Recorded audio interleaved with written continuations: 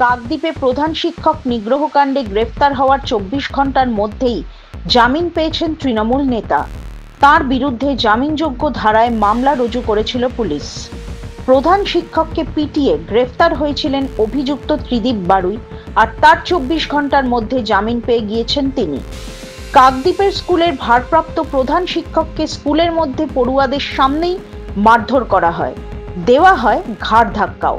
CCTV footage প্রকাশ্যে আসার পর প্রবল চাপের মুখে গতকাল অভিযুক্ত তৃণমূল নেতাকে গ্রেফতার করে পুলিশ। এই প্রসঙ্গে কাকদ্বীপ থানার এসডিপিও প্রসেনজিৎ চক্রবর্তী কি বলেছেন শুনে নেব। একটা অভিযোগ তুলছেন যে আক্রান্ত যিনি শিক্ষকের আইনজীবীরা যে ধারা দেওয়া হচ্ছে লঘু ধারায় মামলা করা হয়েছে এবং আজকে জামিন পেয়ে যেতে পারেন, কি বলবেন? ওনার যা অভিযোগ সেই অভিযোগের ভিত্তিতেই উপযুক্ত ধারায় মামলা করা হয়েছে। কেন জামিন পেল অভিযুক্ত? সাংবাদিকদের এই প্রশ্নের উত্তরে তিনি জানান, প্রধান শিক্ষকের অভিযোগের ভিত্তিতেই মামলা করা হয়েছিল। ওনার যা অভিযোগ সেই অভিযোগের ভিত্তিতেই উপযুক্ত ধারায় মামলা করা হয়েছে। অভিযুক্তের বিরুদ্ধে 126(2), 117(2), 151(2) বিএনএস ধারায় রুজু করা হয়েছে। তাকে আদালতে তোলা হলে আদালত তার জামিন মঞ্জুর করে।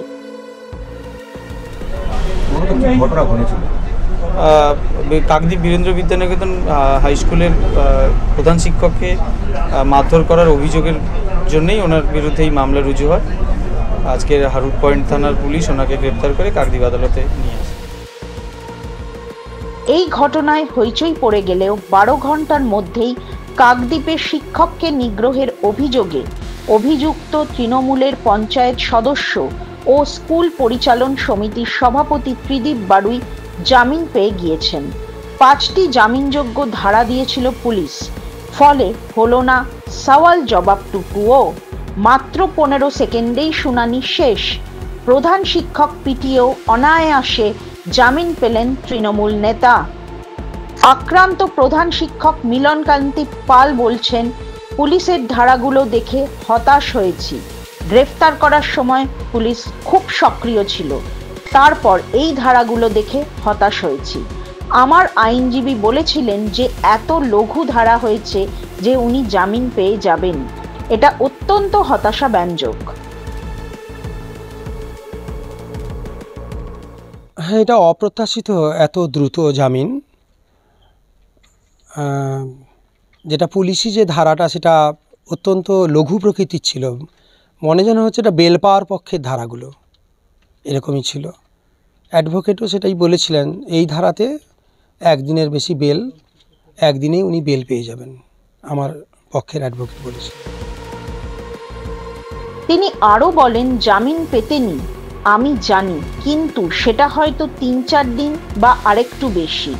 এত তাড়াতাড়ি পেয়ে যাবেন ভাবিনি। আতঙ্কিত নই, এত সহজে আতঙ্কিত হই না আমি, তবে আশঙ্কা রয়েছে। আতঙ্কিত ঠিক না বলে বলা ভালো যে আশঙ্কিত বা আশঙ্কা করছি, আবার এরকম ধরনের ব্যবহার হতেই পারে, কারণ ইনি মুহুর্মুহু করে চলেছেন ইতিপূর্বে এবং এবারে একটু বেশি রকমের তিনি করেছেন।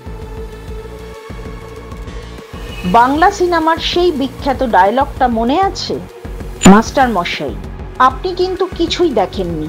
যেখানে একজন শিক্ষকের সামনে কাউকে খুন করে দিলেও রাজনৈতিক দলের নেতারা তাকে ভয় দেখান যে তিনি যদি মুখ খোলেন তাহলে তার ক্ষতি হবে। এই রাজ্যে বর্তমান বাস্তব চিত্রটাও পুরোটা তাই। একদিকে চাকরি হারিয়েছেন 26,000 শিক্ষক, আর অপরদিকে তৃণমূল নেতাদের হাতে মার খাচ্ছে শিক্ষক, প্রধান শিক্ষকরা।